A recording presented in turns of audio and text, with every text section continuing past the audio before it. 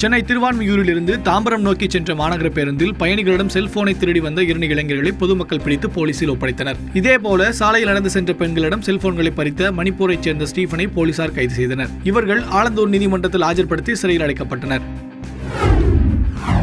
திருச்சியில் உள்ள முக்கிய இடங்களில் குண்டு வெடிக்கும் என்று 20க்கும் மேற்பட்ட மிரட்டல் கடிதங்களை அனுப்பி பொதுமக்களை அச்சத்தில் ஆழ்த்திய லால்குடியை அடுத்த டி வெளவனூரைச் சேர்ந்த போட்டோகிராபர் முருகானந்தத்தை போலீசார் கைது செய்தனர்.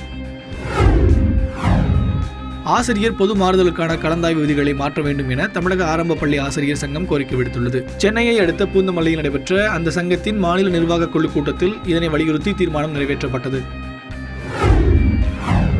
ஈரோடு மாவட்டம் பெருந்துறையில் உள்ள மாற்றுத்திறனாளிகள் தொழிற்பயிற்சி மையத்தில் மாற்றுத்திறனாளிகளிடையே ஏற்பட்ட மோதலை தடுக்கச் சென்ற கண் பார்வையற்ற குமரேசன் என்பவர் விறகு கட்டையால் அடித்துக் கொல்லப்பட்டார். இதில் மேலும் 4 பார்வையற்றவர்கள் காயமடைந்தனர். இந்த சம்பவம் தொடர்பாக மணிகண்டன் என்பவரை போலீசார் கைது செய்துள்ளனர்.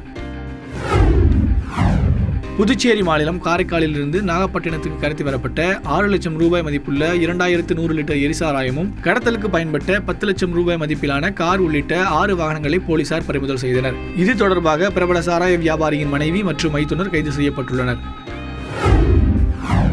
கேரள மாநிலத்திற்கு காய்கறிகள் மற்றும் உணவுப் பொருட்களை எடுத்துச் செல்லும் வியாபாரிகளுக்கு உணவு பாதுகாப்பு சான்று பெறுவதற்கான வழிமுறைகள் குறித்த சிறப்பு கலந்துரையாடல் கூட்டம் கம்பத்தில் நடைபெற்றது.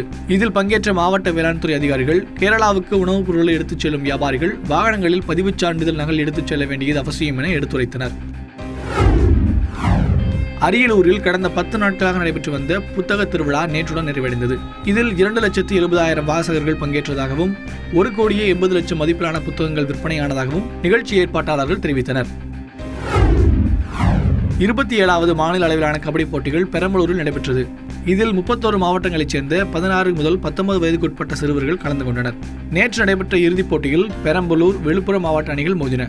முதல் சுற்றில் 2 அணிகளும் சமமான புள்ளிகள் பெற்றதால் டை பிரேக்கர் முறையில் போட்டி நடத்தப்பட்டது. இதில் விழுப்புரம் மாவட்ட அணி முதலிடம் பெற்றது.